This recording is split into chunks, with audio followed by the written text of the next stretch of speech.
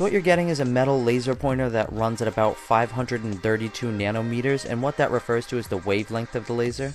The beam of the laser is green and it can burn stuff. We'll talk about that later. I know I'm not going to be able to convince all of you to get these glasses, but I would highly suggest it, especially when you're trying to burn stuff. You have to stare at the beam for an extended period of time, and you can really hurt your eyes doing that. I would definitely suggest even getting a cheap pair like these. They're only about $5 on eBay, and they're efficient for a laser of this strength. If you go up any higher, you might want to get a better pair.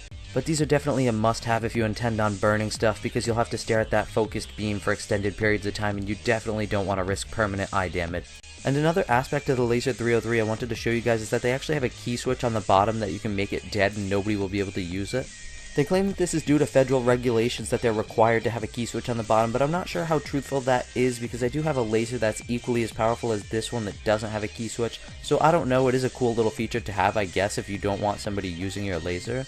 And as far as the battery goes, it's pretty self-explanatory. The bottom unscrews and you put it in there.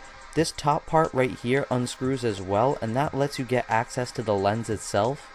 This is the first lens that the laser passes through. It's very fragile. You do not want to scratch that or get dust on it at all, so I wouldn't even take off that top part that I just unscrewed right there unless you really have to, because if you scratch that lens at all, you won't be able to replace it or fix it. And to use the laser, it's pretty simple. You just hold down this button right here.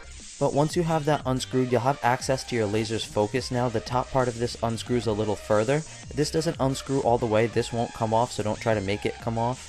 Having this focus feature is what allows this laser to burn. I'll show you guys how to do that later on in the video. And to put the star attachment back on, you just screw it on top of the focus, and then you spin it to make the stars spin. One of the things I love most about this laser pointer is the fact that it has a rechargeable battery, as opposed to all those other laser pointers that just eat up AAAs and AA batteries. The battery that's included is an 18650 4000 milliamp battery. You can replace that if yours goes dead at any time. Putting the battery in is pretty simple. I'm pretty sure there's a diagram somewhere inside the laser that says positive and negative, but if you put the battery in and it doesn't work or it doesn't screw in, then just flip it and try it on the other side and it should work fine. Using the key feature is also really simple. You just put it in and you turn it. They usually ship it on the on position, so it should work right out of the box, but if it doesn't work and you've tried both battery positions, also try doing the key switch. You don't need to leave the keys in the laser in order to use it. All you need to do is switch it to the on position and then pull the keys out. Same thing if you want to turn it off. And before I show you guys some demonstrations of the laser's beam and the star attachment, I'm going to show you guys quickly how to burn stuff with the laser. Make sure you have your safety glasses on, and actually the perfect item to test out the burning feature on is the charger itself, because it's made out of a very cheap black plastic. What you're going to do is hold your laser pointer in a very steady position, maybe 4 or 5 inches away from the charger. And once you have it in a steady position, you're then just going to hold down the on button so that the beam is going, and you're going to focus it more and more until you start seeing smoke coming up from the charger. And don't be worried that you're going to burn and destroy your charger, because you're not. You're just going to leave little tiny scratches on the charger. So what you're doing basically is steadying the laser, keeping it at one distance, holding it in the on position, and just focusing it more and more until you reach the point where it's burning the charger. And like I said, all it's really doing is leaving little tiny scratches on the charger. It's not destroying it really. And once you reach the best point where it's burning at its quickest from that distance, you can actually do something like carve your initials into the charger if you wanted to. But the reason I burn the charger first is because I usually use the charger as an example to find the perfect focus point where it's burning from a certain distance.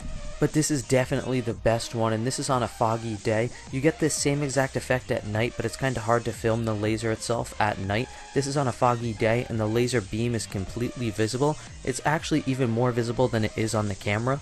If you have a really foggy day, or you just go out really early in the morning when there's still a lot of fog and mist, you can see this thing incredibly. It looks like a lightsaber at this time, and it looks just like that at night too if you're not somewhere that's well lit.